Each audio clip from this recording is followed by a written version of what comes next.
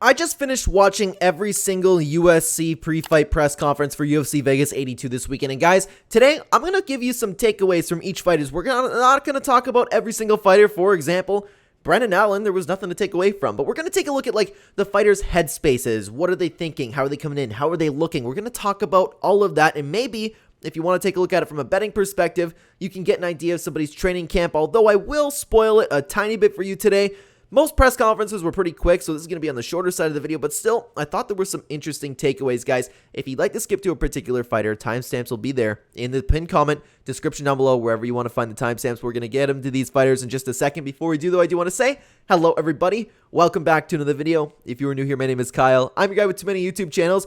Let's talk about these fighters. I want to start off with Jake Matthews. The biggest takeaway from Jake Matthews is he's still confident in himself. He's working on himself. He's staying disciplined, and he's constantly getting better. He's constantly improving, and he knows that he's not even in his prime yet. He doesn't look at the, I understand he's coming off of a win, but still, he's had, recent, mixed success, you could call it. You know what I mean? So he's still in high spirits. He's still looking to get better. And he also mentioned, and of course I'm paraphrasing, he's become more humble as he ages because he used the example of him being like 19 and 20. He's a new guy bursting onto the scene, undefeated, and he's told about oh, you're the guy who's going to beat BJ Penn, you know? That would just explode your head. That would give your ego something huge, and then you get full of yourself. You might not improve, but now he is in such a different mindset. He's constantly working on himself. He's constantly staying disciplined. He's constantly improving, and honestly, I got a really good feeling coming away from the Jake Matthews press conference. So I like Jake Matthews, man. I hope he does well this weekend. Now, speaking of headspaces, though, we want to move on to Nick Aguirre. Now, he didn't say anything here, but I got the vibe that he was really ticked off. I could be wrong about this. Maybe he's just an aggressive guy because he doesn't typically do these types of press conferences, right? So I could be totally wrong about this, but he seemed really upset. And I kind of think it's because people don't believe in him because he did lose his debut, but that was a short notice fight, and he was talking about how, I'm prepared for this. I'm here to show everybody how good I am, and people are kind of writing him off because he took that fight. I think it was on 5 days notice, his last fight. His UFC debut comes in, takes a short notice fight, and loses. Of course he's going to lose, you know what I mean? So he's confident in himself, I can say that, but he's real where he is in his career. He's I know I'm in a main card, but it's not because of me.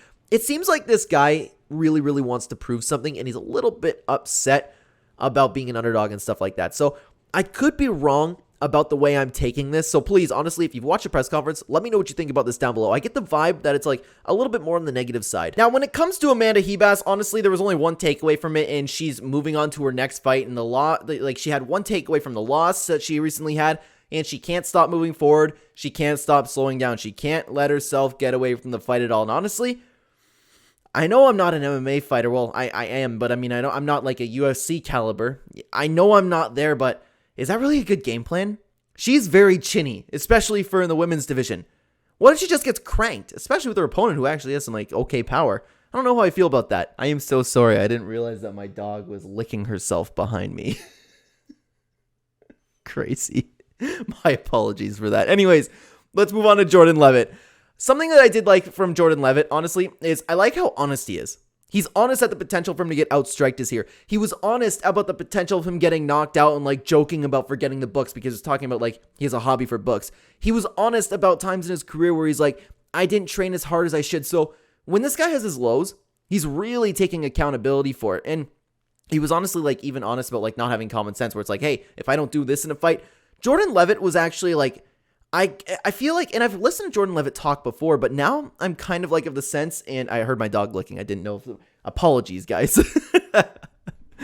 I've heard him talk before, but I never really got this feeling from him. I really like when guys are honest with themselves, where he's hey, this could be a very sloppy fight. It could be a clinch fest. He doesn't necessarily know exactly how the fight's going to go, but he's open to the possibility of Chase Hooper actually beating him.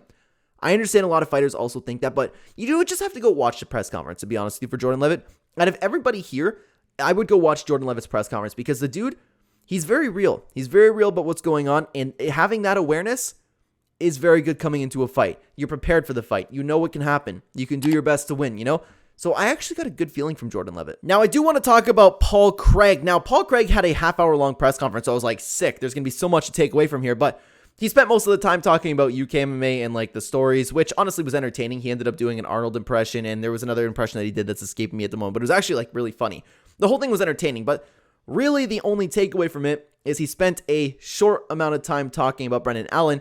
And the gist of it was he's way too experienced and he thinks that he's going to win because he fought bigger and better guys than Brendan Allen has. And to be honest with you, kind of true, especially if you want to talk about Jamel Hill.